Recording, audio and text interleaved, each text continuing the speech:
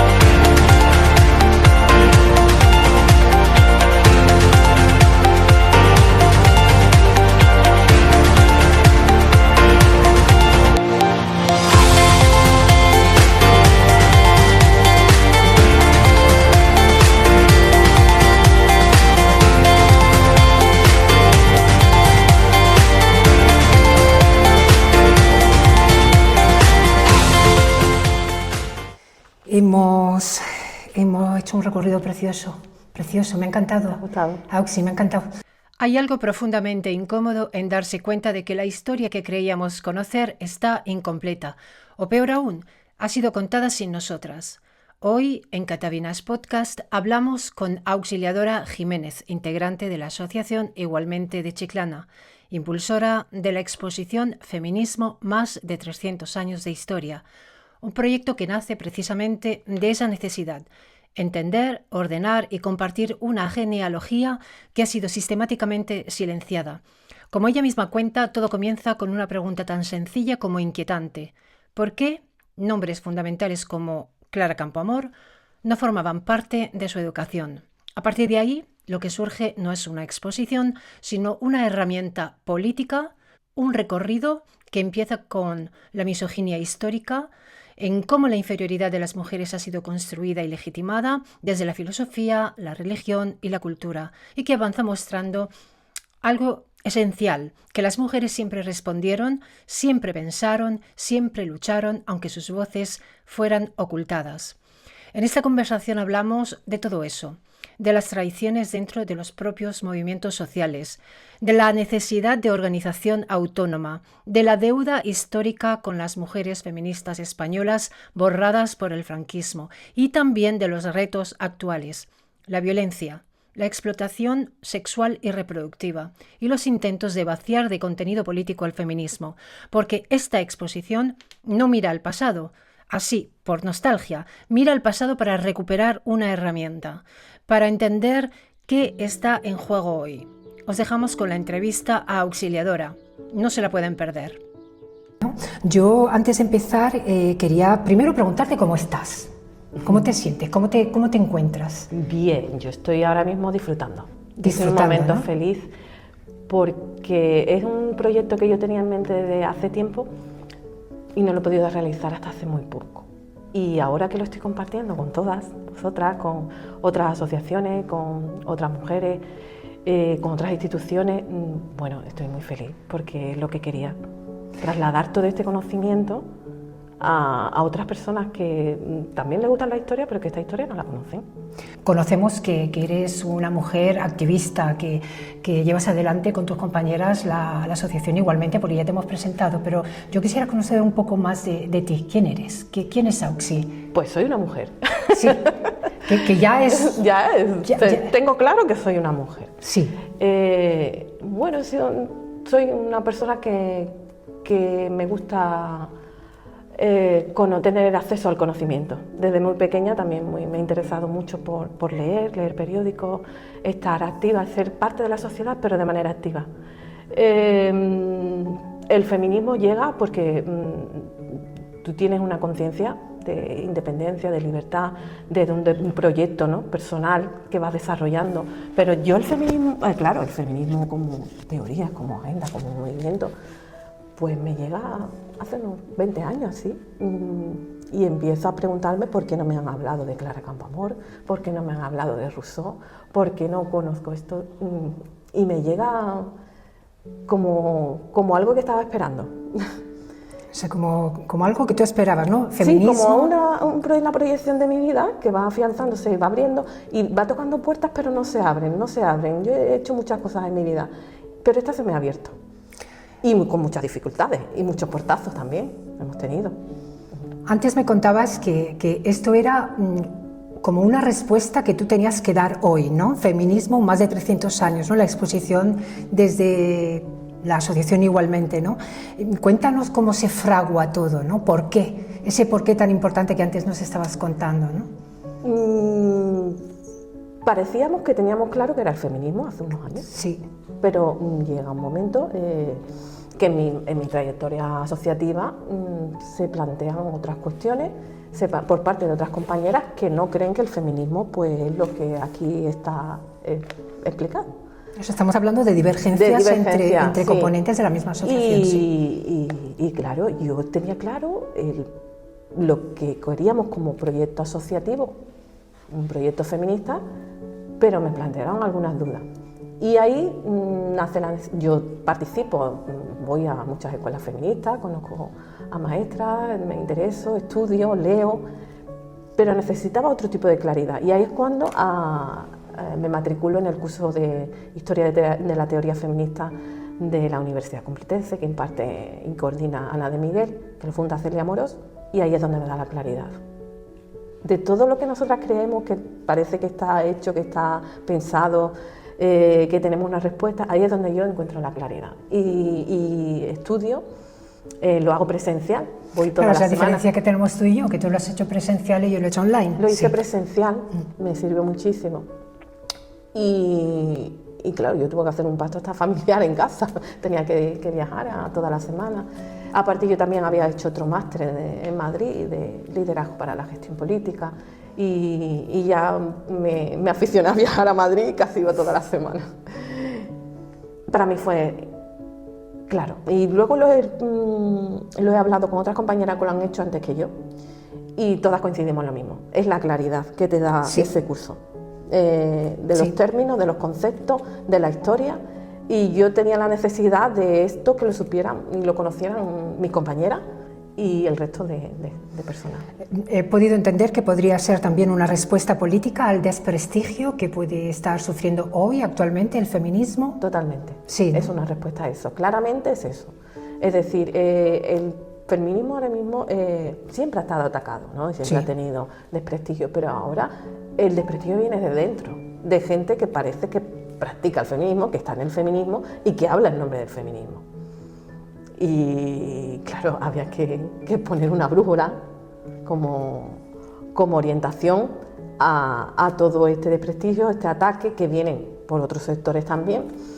Y yo decía, ¿cómo hacerlo? Pues vamos a hacerlo. Primero, nosotras pusimos en marcha una escuela de formación permanente que la imparto yo, que era acercar todos los textos, teorías, y a las mujeres que forman parte de nuestra asociación y otras que se sumaron, y terminamos el curso con nuestro 15 aniversario de asociación de mujeres y la exposición.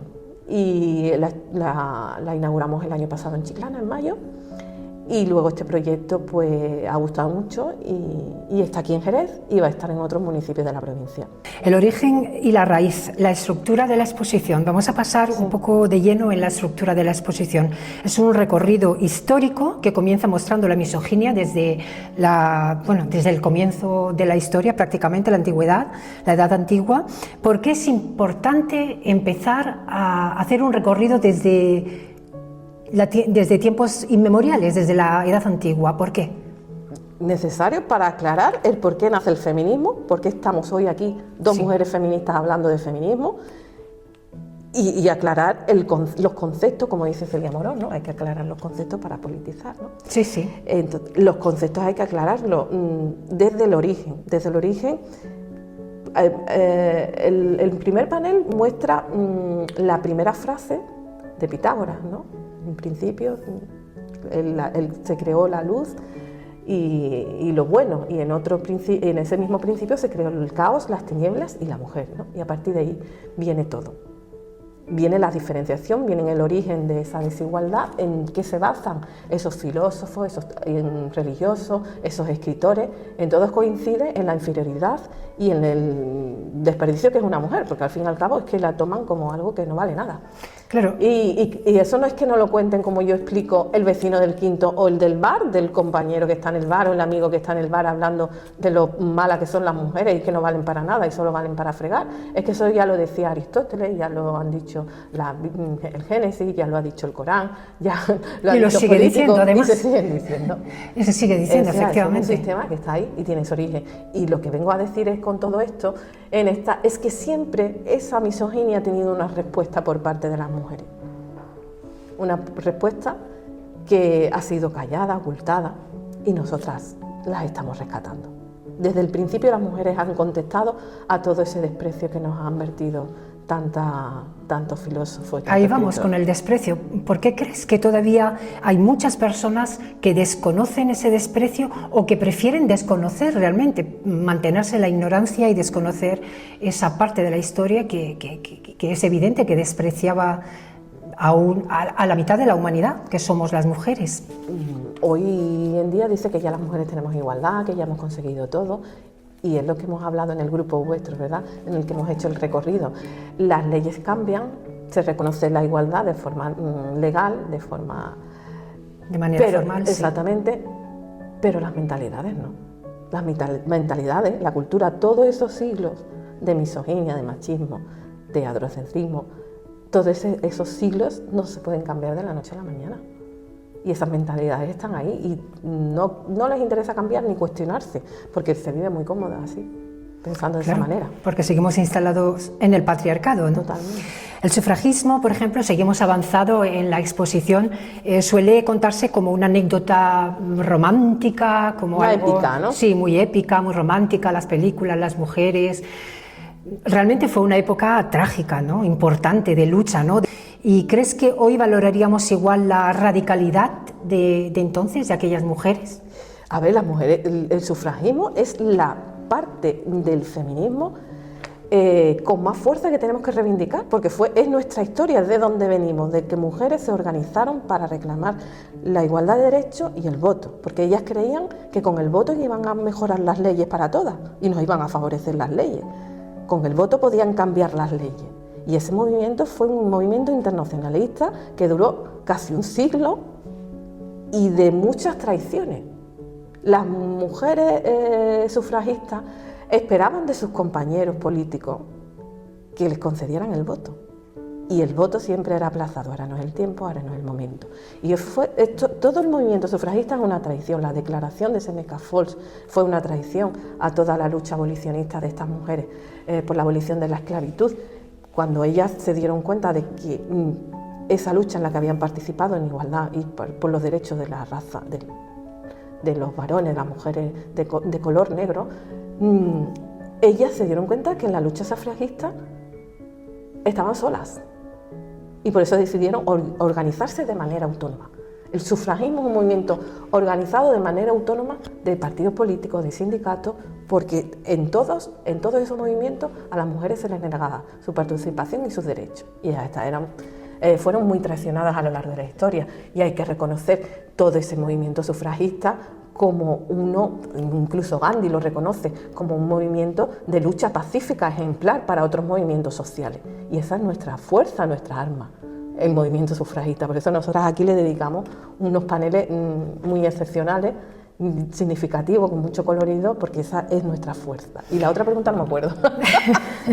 que si crees que valoraríamos hoy igual la radicalidad entonces, ¿no?, de aquellas mujeres, ¿no?, porque parece ser que nosotras no podemos utilizar la violencia o no podemos utilizar cierta agresividad para defender nuestros derechos, ¿no? Ellas no atentaron contra la vida humana nunca. No. Atentaron contra la propiedad privada, las más... las sufragetes, las más atrevidas, ¿no? Las más atrevidas, como le llamaban las sufragetes, ¿no?, en tono despectivo. Y ella sí, porque Emily Pankhurst tenía muy claro de que ellas formaban parte de un ejército y esto era una guerra. Y había que morir en esa guerra por el sufragio. De hecho, sí, sí. De hecho, bueno, tenemos una tragedia, ¿no? Sí, sí. Y teníamos que hacer esa radicalidad. Bueno, si hoy también hacemos pintadas, ¿no? Ellas se subían a los globos. Se nos perdona muy poco a nosotras que, sí, bueno, que nos defendamos siquiera. Fijaros el perdón que ella tuvo, ellas fueron castigadas por eso. Primero, las mujeres que participaban en ese movimiento sufragista tan radical fueron encarceladas, ellas hicieron huelga de hambre, fueron alimentadas a la fuerza, le quitaron los hijos y las hijas porque las mujeres no tenían la patria potestad, fueron ridiculizadas, no podían trabajar, o sea... Ellas cargaron con todo eso, ¿eh? Una losa muy cara, con la distancia no lo vemos, pero si nos situamos en el contexto, las sufragistas pasaron calamidades y fueron despreciadas. Y ya no vamos a hablar lo que le hicieron a Clara Campoamor. Claro. Que Clara Campoamor, su pecado mortal fue el voto femenino. Y lo que ella luchó por todas.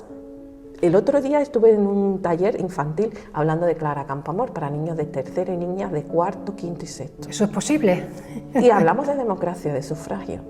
Y me dice una niña, que lo tengo que dejar aquí claro, cuando terminó ya mi exposición, dice, Clara hizo justicia y con ella se ha hecho una gran injusticia. Una niña de quinto. Bueno. ¿Cómo nos quedamos? Pues eso, o sea, las sufragistas pagaron un alto precio. Pues tenemos una deuda histórica, entonces, una gran por eso deuda. Están aquí ellas. Tenemos una gran deuda histórica. Estamos con el sufragismo, tenemos que hablar por fuerza de las obreras, ¿no?, y del movimiento sindicalista, ¿no?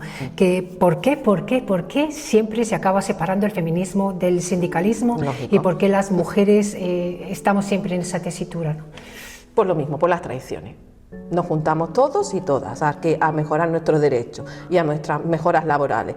Pues no, pero vosotras no, porque vosotras sois inferiores y vuestro trabajo no vale igual que el nuestro.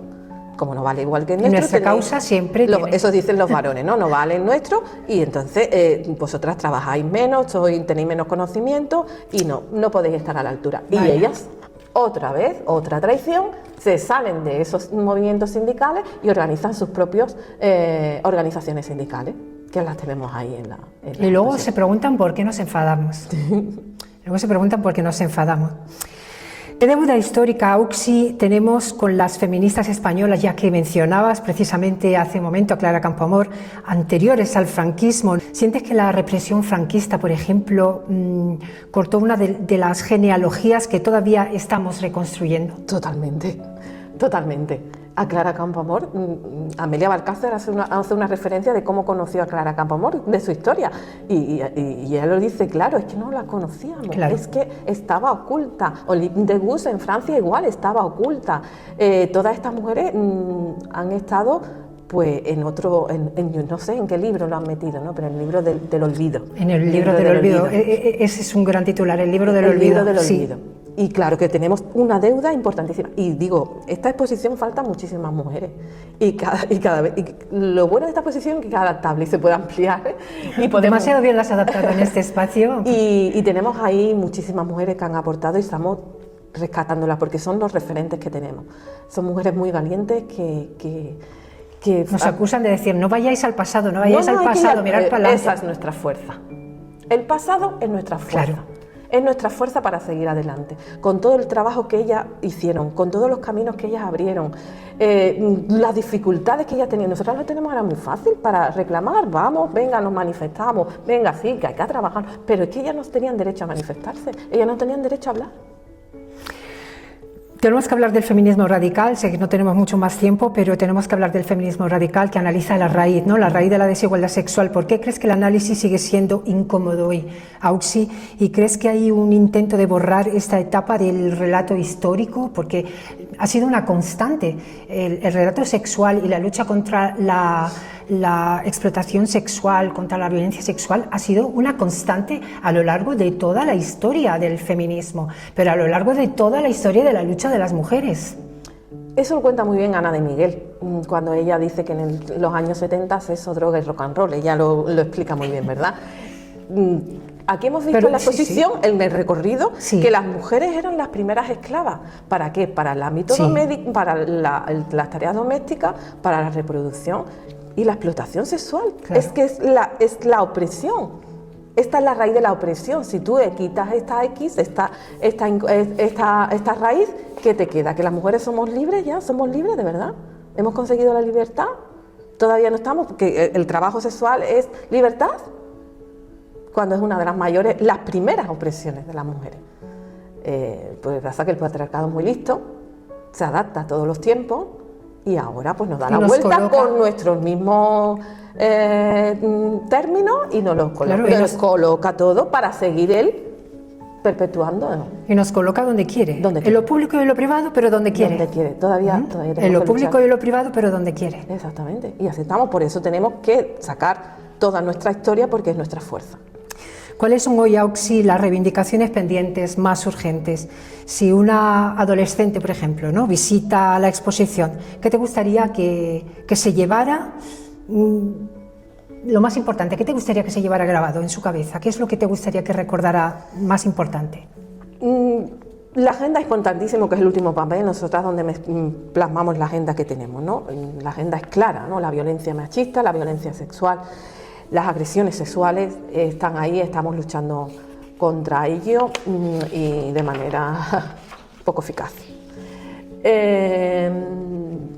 La agenda ahora mismo que tenemos, la explotación también reproductiva. Chico, una chica y un chico. La explotación reproductiva, que bueno, que nos pilla de otra manera, porque aquí en España, bueno, ya vosotras sois expertas en esto y lo estáis haciendo, que nosotras salimos con No Somos Vasijas, ¿no?, hace unos años, y bueno, fuimos ahí aclarando términos, ¿no?, Alicia Millares, Ángeles Álvarez, todas, ¿no?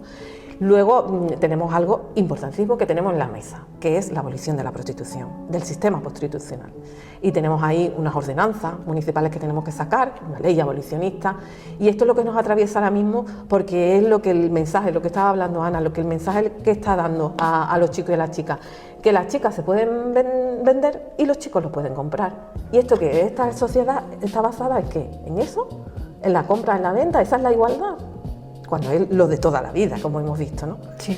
Esa es la agenda. Y a mí lo que me gustaría que se llevaran a cabo es, nosotros tenemos ahí una figura con burka, que hemos explicado, impactante, sí. El patriarcado más criminal, la barbarie, que hoy están padeciendo las mujeres afganas. Y decirles a ellas que este es el patriarcado del principio, por donde empieza la exposición, pero que hoy es real, y que miren cómo están viviendo esas mujeres, sí. Y que miren hacia allá, hacia otros territorios, como están otras mujeres.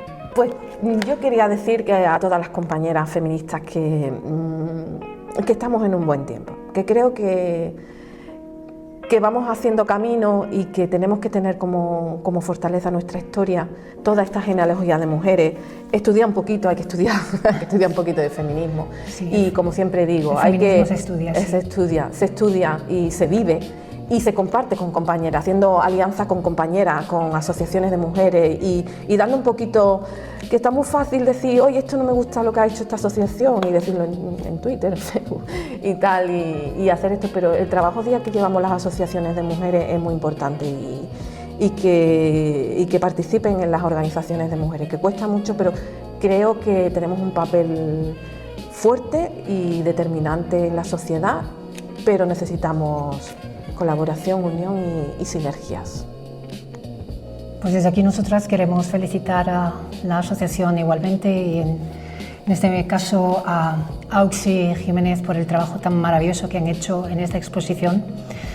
Muchísimas gracias a ti, Teresa, por compartir, por ser cómplice y por ser compañera. Gracias. Ay, qué bonito, Teresa. Son las mismas personas que hemos traído al mundo y que hemos cuidado con arrobo, las que luego nos han dicho, y tú a fregar. 100 años las mujeres diciendo, primero con mucha educación, perdón, pero nosotras también queremos votar, como vosotros. La respuesta, perdonadnos, pero no. Luego, cuando pasaron 30 años las mujeres solicitando el derecho al voto, ya decían, bueno, es que ahora no es el momento. Esperad unos años, que es que ahora tenemos otros problemas más urgentes que resolver. Bueno, pues cuando ya habían pasado 50 o 60 años, que sepáis que el movimiento sufragista, con esa incomodidad que no podían ni correr, bueno, pues tuvieron que correr delante de la policía, ni os cuento. Hartas ya, al ver que nunca les iban a dar el voto, que aquello era una tomadura de pelo, os lo digo así, pero eran sesudos presidentes de gobierno, que recibían a las sufragistas y les decían, ay, es que no es el momento, estamos trabajando en ello, es que es muy complejo, es que las mujeres sois como niñas grandes. Eso era el mensaje subyacente, es que las mujeres, uno, vivís dominadas por vuestros sentimientos o por vuestras pasiones, no sabéis ponerlas en paréntesis, parecéis seres racionales, pero realmente tenemos nuestras dudas de que lo sepáis. Quiero deciros que al mismo tiempo que se manejaba el discurso de que la mujer como madre tenía que ser preservada en el hogar, al mismo tiempo había un sistema de burdeles que estaban presentes en todas las sociedades del siglo XIX, que estaban llenos de mujeres prostituidas, que estaban al servicio ¿de qué? Al servicio de la misma parte de la humanidad que impedía votar a las mujeres y que verdaderamente es una de las vergüenzas de la humanidad. Que al mismo tiempo que se mantuviera que las mujeres no debían salir a la esfera de lo público, a las únicas que dejaran estar en la esfera de lo público eran mujeres en prostitución, que por eso durante miles de años se las llamó mujeres públicas, era sinónimo de mujer prostituta. Esto es algo que nos habla, no sé muy bien de qué, pero bueno, sí lo sé, es algo retórico, pero nos habla.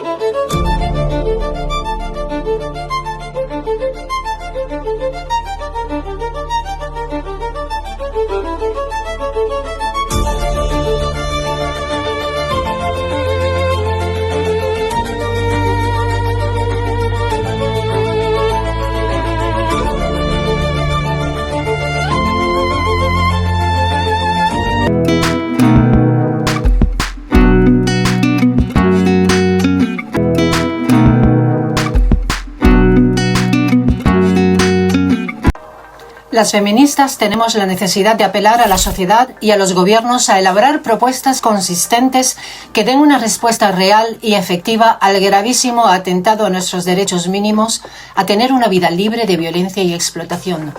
El consumo y la demanda de prostitución es una práctica universal entre los varones diseñada para violar, someter y dañar sexualmente a niñas y mujeres previo pago. Y en este aspecto, nuestra sociedad se desluce por completo, pues somos el mayor consumidor en Europa de prostitución y uno de los destinos más habituales de la trata con fines de explotación sexual.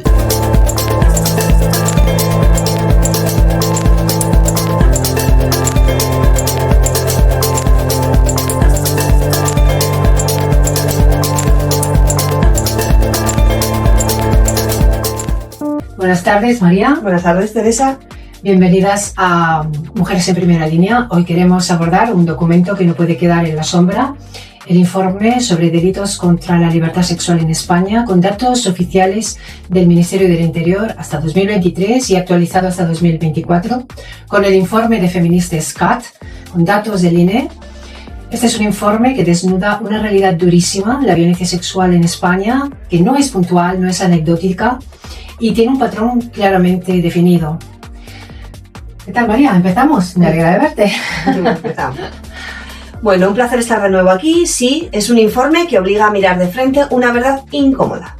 La mayoría de los delitos sexuales los cometen hombres y la mayoría de las víctimas son mujeres y niñas. Los números del informe son contundentes. El 86% de las víctimas de delitos sexuales son mujeres. Y dentro de ese grupo, el 42,6% son menores de edad. Es decir, casi la mitad de las víctimas son niñas o adolescentes. Esto nos sitúa ante una violencia estructural dirigida específicamente contra las mujeres por razón de sexo y contra las menores por su vulnerabilidad. Y es especialmente preocupante la evolución de los delitos sexuales que incluyen penetración. El informe recoge 4.659 delitos de agresión y abuso sexual con penetración en 2023, con un incremento significativo respecto al año anterior. Este tipo de delitos es uno de los indicadores más graves de la violencia sexual porque implica un nivel de daño físico y psicológico muy profundo. Además, el informe destaca el impacto de la delincuencia sexual online. La ciberdelincuencia sexual afecta sobre todo a menores. El 78,5% de las víctimas en delitos sexuales cometidos en Internet son menores de edad. Y de nuevo, el perfil del agresor, tanto online como fuera de la red, es constante. Hombre, español, de entre 18 y 30 años o entre 41 y 64 años. La tecnología está multiplicando las oportunidades de contacto entre agresores adultos y menores y eso exige una respuesta institucional urgente, Teresa. Pues ahora vamos a ver el perfil del agresor. El informe confirma una tendencia histórica. La inmensa mayoría de los delitos sexuales son cometidos por hombres españoles y con mucha menos frecuencia por extranjeros de países concretos. Es decir, esta no es una violencia importada ni una violencia excepcional. Es una violencia propia de nuestra estructura social patriarcal y algo muy importante es la respuesta del sistema penal que parece efectiva solo hasta cierto punto. El informe indica que el 81,6% de los delitos sexuales denunciados se esclarecen, lo que significa que en la mayoría de los casos se llega a identificar el agresor. Pero eso no refleja la cifra negra de delitos no denunciados, que se presume es enorme, especialmente en menores. El mito del aumento de mujeres agresoras. Quiero detenerme en un tema que está generando confusión deliberada. La idea de que hay cada vez más mujeres agresoras sexuales. Este mensaje se ha difundido de manera irresponsable en algunos espacios, pero los datos oficiales dicen otra cosa. En el apartado de agresiones y abusos sexuales, el informe recoge 698 responsables identificados. 690 son hombres y 89 son mujeres. Esto significa 87% hombres y 13% mujeres. Queda claro. Sin embargo, queda claro que ciertas voces están difundiendo que las agresiones cometidas por mujeres están aumentando de forma preocupante, cuando lo que realmente está ocurriendo, y aquí entra el análisis de Feministes Cataluña, que ya lo hablamos en la anterior Mujeres en Primera Línea, es que desde la Ley 4/2023 el sexo registral puede modificarse mediante simple declaración y el Ministerio del Interior utiliza el sexo del DNI, no el sexo biológico, para elaborar sus estadísticas. Exactamente. Y esto implica que si un varón agresor sexual ha modificado su sexo legal antes de ser detenido o en cualquier momento previo, ese agresor pasa a figurar como mujer en los datos oficiales. El Ministerio del Interior afirma que no puede cruzar datos con sexo biológico por incompatibilidad técnica entre bases de datos. Y esto genera un gravísimo problema, María. No podemos saber cuántas agresiones sexuales cometidas son por mujeres, si lo son realmente por mujeres, y cuántas corresponden a varones que han modificado el sexo registral. Se distorsiona la estadística, inflando artificialmente la criminalidad femenina. Se oculta parte de la criminalidad masculina, debilitando la capacidad de análisis de la violencia por razón de sexo. Y lo más grave es que se dificulta enormemente identificar los patrones de violencia sexual masculina, que además siguen siendo el núcleo principal del problema. La consecuencia es directa. Los sesgos crecen. Por eso, desde Feministes de Cataluña exigen públicamente que se publiquen los datos corregidos, es decir, cruzados por sexo biológico. Se explique cuál es el alcance real de este error estadístico que afecta a 4 años de informes. las estadísticas de criminalidad incorporen el sexo biológico como variable imprescindible para garantizar la fiabilidad. Todo esto exige. Porque mientras se mantenga esta opacidad, la interpretación de las cifras será parcial e incluso engañosa. Y otro punto crucial que tenemos que mencionar del informe es la relación entre víctima y agresor. El Ministerio indica que en muchos casos se clasifican como relación no determinada o desconocida. Esto ha llevado a algunos discursos a concluir precipitadamente que los delitos sexuales son obra de desconocidos en espacios públicos. Pero, como recuerdan tanto el informe como la investigación de SexViol, citada en la tesis de la criminóloga Nuria González, que ya vimos, la realidad criminológica es otra. Entre el 70 y el 80% de las agresiones sexuales, oigan bien, la cometen hombres conocidos por la víctima, incluidos familiares, parejas o amigos. Lo que ocurre es que muchas de esas agresiones no llegan a denunciarse y si llegan no se declara o no se consigna adecuadamente la relación o en la denuncia o en la sentencia. Esto es fundamental. Si creemos que el peligro está solo en la calle, dejamos sin protección a las mujeres y niñas en los espacios donde realmente corren más riesgo, sus hogares, sus entornos familiares y relacionales. Y también se refuerza la idea de que la denuncia inmediata es la reacción normal, cuando sabemos que la mayoría de víctimas tardan meses o años en poder verbalizar lo ocurrido, especialmente si son menores.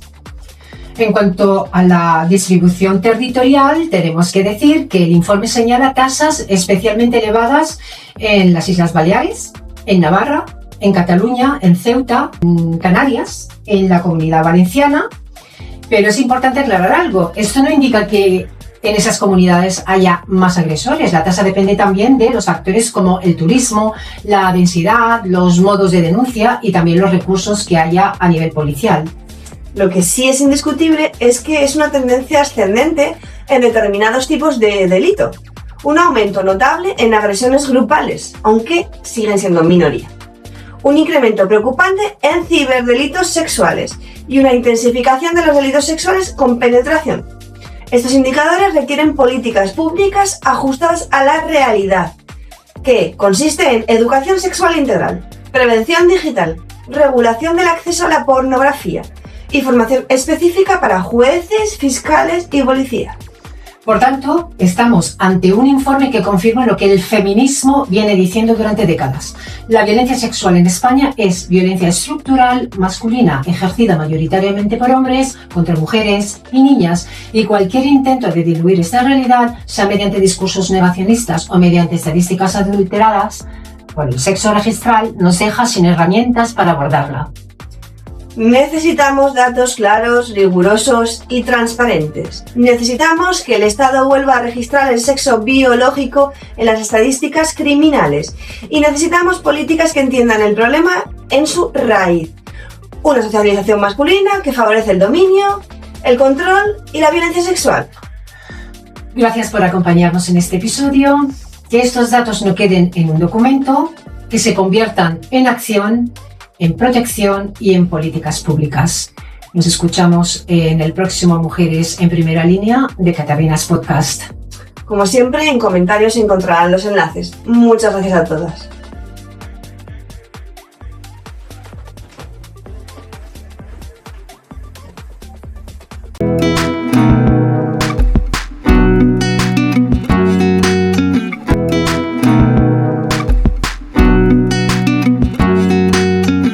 Afromujeres lanza la tercera edición de su certamen de microrrelatos feministas contra la violencia machista. Una invitación a mirar de frente una realidad incómoda, las violencias que atraviesan la vida de las mujeres y las niñas. Y este año, de forma especial, la violencia contra la infancia. Historias sobre abuso sexual infantil, ASI, violencia vicaria. Historias que existen, aunque muchas veces no se quieren escuchar o mirar de frente. La escritura como una herramienta política, como un espacio de memoria. El certamen está abierto a mujeres y el plazo para presentación finaliza el 30 de mayo de 2026. Los textos seleccionados formarán parte de un fanzine colectivo y en junio será nuestra velada literaria feminista, donde se leerán los microrrelatos ganadores y algunos elegidos por el jurado. En ese marco se leerá un manifiesto en un acto simbólico que se replicará en distintas ciudades de España. Es un gesto colectivo para nombrar y denunciar. Y si alguna vez has sentido que escribir puede ser una forma de decir basta, este es el momento. Tercer certamen de microrrelatos feministas contra la violencia machista. Esta edición la centraremos en la violencia contra la infancia. Así que os dejo las bases aquí abajo para que podáis consultarlas y participar antes del 30 de mayo. El 26 de junio haremos la entrega de premios aquí en Jerez de la Frontera y será en torno a la semana de la vergüenza pederasta, que es el 23 de junio. Así que esperamos vuestra participación y os animamos a todas. Un saludo.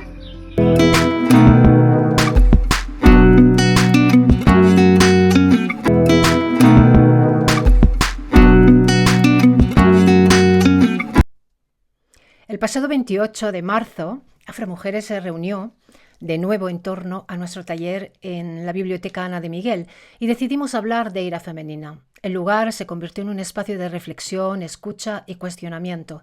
Oliva Aguilera y María Collado nos guiaron en torno al libro de Harriet Lerner, La danza de la ira.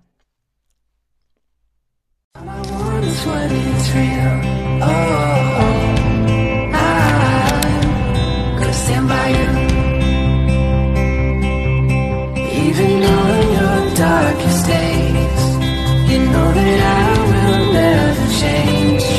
Oh, I will love you the same.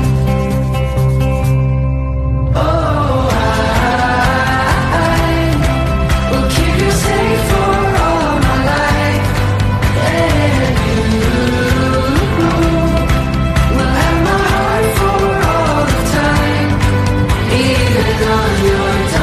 days, you know that I will never change.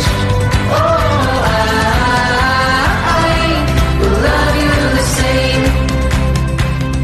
Y si recuperar la historia es un acto político, escuchar y exteriorizar lo que sentimos también lo es. La ira de las mujeres nunca ha sido bienvenida, se nos ha enseñado a suavizarla, a esconderla, a convertirla en culpa o en silencio. Pero en el taller La danza de la ira, organizado por feministas radicales de Andalucía en Jerez, hemos hecho justo lo contrario. La hemos nombrado, la hemos escuchado y la hemos puesto en el centro. Y como dice Oliva Aguilera, a través de las palabras de la autora, la ira es como el fuego, que nos ayuda a superar los obstáculos y sobre todo nos ayuda a sobrevivir. Del libro. Bueno, pues la ira es como el fuego que nos alienta a superar los obstáculos y a sobrevivir. Es una fuente de creación y de cambio. Pero cuando está fuera de control, pues puede hacernos daño a los que tenemos alrededor o a nosotras mismas, al fin y al cabo. Es una emoción que ha sido reprimida históricamente en las mujeres. ¿Cómo se ha reprimido la ira históricamente en las mujeres? La primera, la de legitimación y la estigmatización. Asociación con la histeria, por ejemplo, o con la locura. Históricamente cualquier manifestación de ira o de descontento por parte de una mujer ha sido patologizada, catalogada como histeria, un desequilibrio emocional o una posesión demoníaca incluso, ¿vale? ¿Esto qué permitía? Pues desestimar sus quejas, delegitimizar las quejas y mantener el status quo. La mujer iracunda era igual a una mujer que no era deseable, porque claro, ¿quién va a desear a una mujer que está enfadada? Que está todo el día relatando. Se nos ha inculcado la idea de que una mujer enfadada es menos atractiva, que es menos femenina y en general menos digna de afecto o de respeto. Frases como mide tus palabras, sonríe que así estás más guapa o ya estás con la regla se utilizan para silenciar y para censurar a las mujeres. Y después, otra forma es la brujería y la demonización. En épocas pasadas, las mujeres que mostraban destrezas inusuales o que desafiaban las normas sociales a menudo eran tildadas de brujas y demonizadas, lo que a menudo llevaba a su persecución y condena. Si no sabemos que en Europa hubo realmente un genocidio de mujeres durante el siglo XII, siglo XIII, a causa de esto, ¿no? Que las que tenían conocimientos científicos, como las matronas y demás, pues directamente las quemaron en la hoguera por brujas. El ideal de mujer dócil y complaciente es aquel en el que la sociedad ha esperado históricamente que las mujeres fueran dulces, sumisas, empáticas y cuidadoras. La ira se considera una emoción masculina y se desalienta activamente a las niñas, promoviendo la contención y la represión de sus propios sentimientos desde pequeñas. O sea, desde pequeñas a las niñas le decimos, tienes que ser buena, desde pequeña, y las premiamos por ser buenas. Pero sin embargo no las premiamos cuando, por ejemplo, toman la iniciativa, eso no se lo premiamos, sino simplemente las premiamos cuando son dóciles a las niñas. La culpa como mecanismo de control. Se ha cultivado también la culpa en las mujeres para que duden de sí mismas y se mantengan en su sitio. Harriet Lerner, precisamente en su libro La danza de la ira, pues destaca cómo la sociedad desalienta la ira femenina y cultiva la culpa, lo que lleva a las mujeres de dudar de sí mismas y permanecer pasivas. Pues el primero es el daño para la salud mental. La incapacidad de exteriorizar la ira puede tener graves consecuencias para la salud mental de las mujeres, manifestándose en ansiedad, depresión o incluso síntomas somáticos, ¿no? Cuando me trago mi enfado, lo somatizo y aparece algo en mi salud, en mi cuerpo que se ve afectado. Y luego la pérdida de la voz y pérdida del poder. A no permitirse expresar la ira, las mujeres han perdido una herramienta fundamental para establecer límites, ya que la ira bien gestionada puede ser un poderoso motor de cambio personal y social. Efectivamente, la ira bien gestionada nos permite, primero, superar obstáculos. Segundo, salir de una situación que es injusta o que es peligrosa para nosotras. Y después establecer límites. Vale, yo puedo poner límites, pero ¿y si el que está enfrente se salta continuamente mis límites? Yo ahí tengo que tomar una decisión y poner una consecuencia clara y mantenerme firme en esa consecuencia. Pero muchas veces no es tan fácil. Porque muchas veces cuando vemos vulnerada nuestro respeto, sí, cuando vemos que no nos respetan, nos sentimos también culpables porque decimos, me he pasado, he sido muy intransigente, me lo tenía que haber pensado mejor. Entonces volvemos a la culpa otra vez, que es como un círculo. Y después la violencia y el abuso. La represión de la ira también ha contribuido a un ciclo de violencia donde las mujeres no expresan su enfado, ya que puede ser esto las hace que sean más vulnerables a la victimización. A partir del trabajo de Harriet Lerner, entendemos que la ira no es un problema individual, sino una respuesta que tiene sentido, una señal que indica que algo necesita cambiar. Durante el taller se puso palabras a una experiencia compartida. Cómo esa ira ha sido históricamente castigada, ridiculizada o patologizada y cómo su silenciamiento funciona como una forma de control, porque cuando una mujer no puede acceder a su ira, tampoco puede poner límites. Y esa desconexión no desaparece, se queda en el cuerpo, en la duda constante, en la culpa, en la renuncia. ¿Y por qué la ira es tan intimidante? A eso nos responde María Collado. Femenina resulta tan intimidante. Cuando nos sentimos culpables, deprimidas y no tenemos confianza en nosotras mismas, nos paralizamos y únicamente emprendemos acciones que van en nuestra contra, por lo que es poco probable que seamos agentes de un cambio personal y social. Por el contrario, las mujeres airadas podrían presentar un desafío y modificar nuestras vidas, como ha demostrado el feminismo de la pasada década. Pero el cambio nos resulta difícil y nos genera ansiedad a todos, incluso a aquellas de nosotras que lo promovemos activamente. Aquellas de nosotras que estamos atrapadas en formas de expresión de la ira ineficaces sufrimos tanto como quienes no se atreven a enfadarse. Si nuestra forma habitual de gestionar la ira no nos funciona, lo más probable es que pertenezcamos a una de las siguientes categorías o incluso a ambas. El tipo dama agradable, que procura evitar el enfado y los conflictos a toda costa, o bien el tipo bruja, que además de enfadarse con facilidad, suele expresar la ira mediante el enfrentamiento, la queja y las acusaciones, lo cual dificulta que se produzca una resolución constructiva. Aunque ambos estilos de manejar la ira podrían parecernos tan diferentes como la noche y el día, en realidad resultan igualmente eficaces para proteger a los demás, dificultar la conexión con nuestros verdaderos deseos y prioridades y asegurar que no se produzca ningún cambio. Veamos cómo funciona. Frente a eso, esto. el taller propone algo distinto, no dejar de enfadarse, por supuesto, sino aprender a hacerlo de otra manera. Reconocer lo que sentimos, romper los automatismos que nos dañan y avanzar con mayor conciencia, salir de ese marco que nos obliga a elegir entre callar o estallar y construir en su lugar una forma de estar en el mundo donde nuestra voz no dependa de la aprobación ajena, porque una mujer sin acceso a la ira o a su propia ira es una mujer desarmada. No son recetas mágicas, afortunadamente, sino caminos también que hemos explorado a través del texto de Lerner, dos arquetipos que muchas veces reconocimos en una mezcla de risa y vértigo, ¿no? La dama agradable, la bruja, dos extremos que en realidad sirven para un mismo sistema. Una calla y la otra estalla, ¿no? Ninguna transforma. Eso nos hemos demostrado. Ninguna cambia las reglas del juego y ahí está la clave. Y nos lo retrataron magníficamente Ruth y Begoña. De lo que sucedió allí en nuestra asociación. No se pierdan nuestros talleres. Vengan a vernos en nuestra biblioteca feminista Ana de Miguel. Yo que vosotras no me lo perdía. El feminismo está más vivo que nunca. Y les dejamos con el vídeo de Ruth y Bego. El síndrome de la dama agradable. ¿Cómo nos comportamos cuando estamos identificadas con el papel de damas agradables? En las situaciones que podrían suscitarnos claramente enfado o protesta, nos quedamos calladas. Ocultamos nuestros sentimientos a fin de evitar la posibilidad de un conflicto abierto. Además de no mostrar nuestro enojo, eludimos comunicar con claridad nuestras opiniones y sentimientos, si sospechamos que tal franqueza podría incomodar a la otra persona y poner de manifiesto puntos de vista diferentes. Cuando nos comportamos de este modo, usamos la mayor parte de nuestra energía para proteger al otro y preservar la armonía de nuestras relaciones a costa de renunciar a ser nosotras mismas. Al esforzarnos tanto por interpretar las reacciones de los demás y procurar por todos los medios que no se ofendan, nos desconectaríamos cada vez más de nuestros propios pensamientos, emociones y deseos. Cuanto más agradables somos, más enfado y rabia acumulamos en el inconsciente. La ira es inevitable cuando nuestras vidas consisten en ceder y asentir. Desde luego, nos está prohibido experimentar esta rabia directamente, ya que, por definición, las damas agradables no son unas amargadas.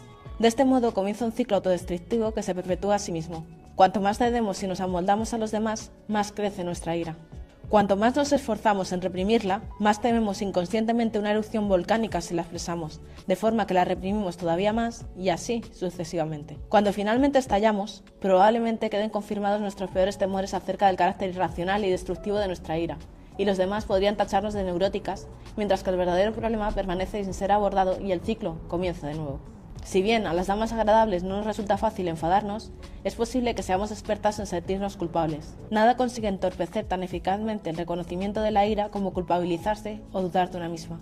La sociedad promueve de tal manera estos sentimientos en las mujeres que muchas de nosotras seguimos sintiéndonos culpables cuando no cumplimos con nuestra función de ser una estación de servicio emocional para los demás. Tampoco resulta sencillo reunir el coraje necesario para dejar de sentirnos culpables y comenzar a utilizar nuestra ira para cuestionar y definir lo que es justo y apropiado para nuestras vidas.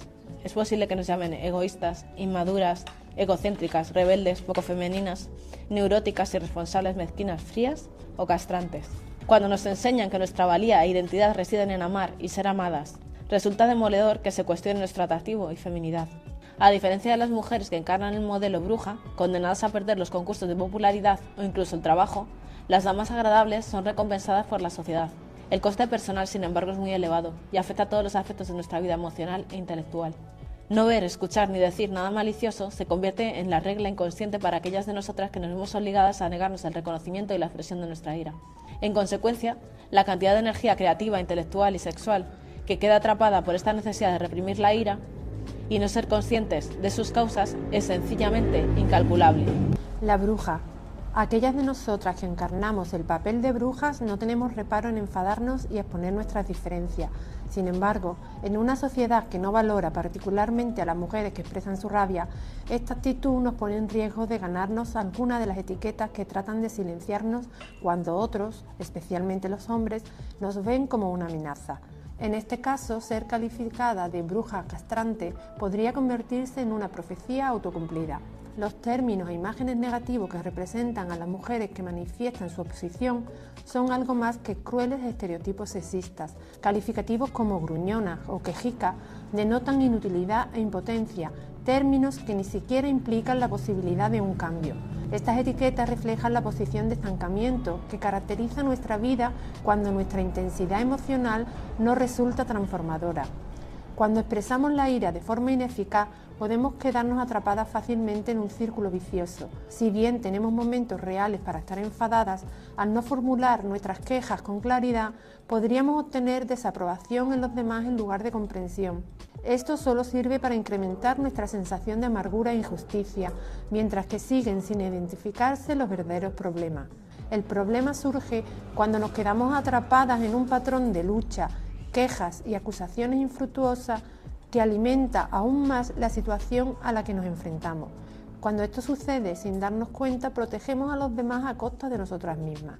Sin embargo, cuando expresamos nuestra ira de forma ineficaz, sin claridad, dirección ni control, podríamos finalmente resultar tranquilizadoras para los otros, ya que permitimos que no nos hagan caso y les proporcionamos la excusa perfecta para no tomarnos en serio ni escucharnos.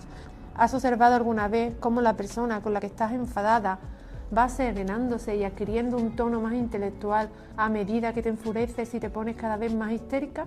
Aquellas de nosotras que nos rebelamos de forma poco efectiva, generalmente tratamos de cambiar sin éxito a alguien que no está dispuesto a ello.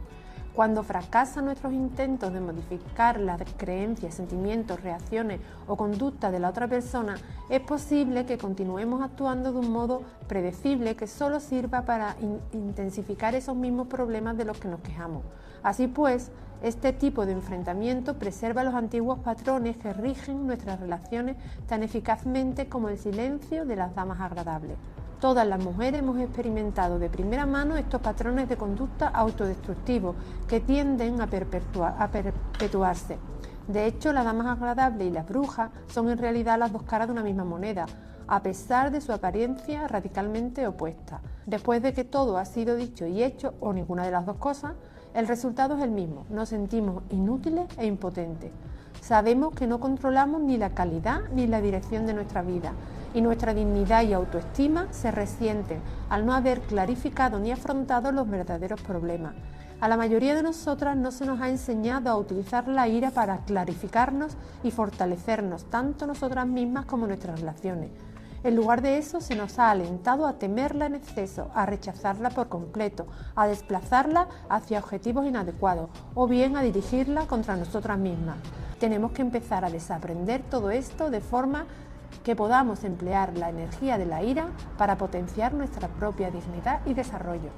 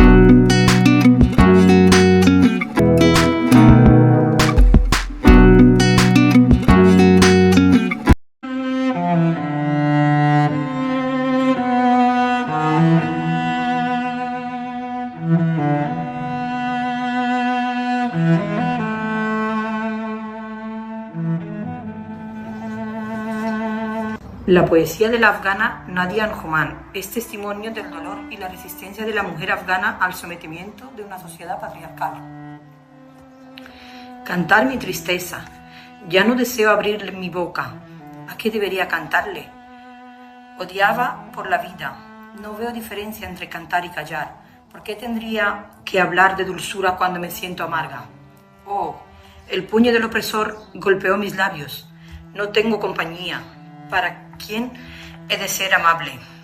No veo ya diferencia entre hablar, reír, morir o ser. En tensa soledad estoy, sufrida y triste. Nací para hacer nada y mis labios deberían sellarse. Pero, oh corazón mío, sabes que llegó la primavera y es hora de celebrar. ¿Y qué haré con mis alas atadas si no puedo alzar el vuelo? Aunque en silencio demasiado tiempo, aunque nunca olvidé la melodía, a cada instante susurro la canción en mi pecho, de mi pecho, para recordar ese día en que he de romper la jaula y escapar de esa soledad y cantar mi tristeza. No soy un débil álamo vencido por el viento, soy una mujer afgana y tiene sentido mi queja.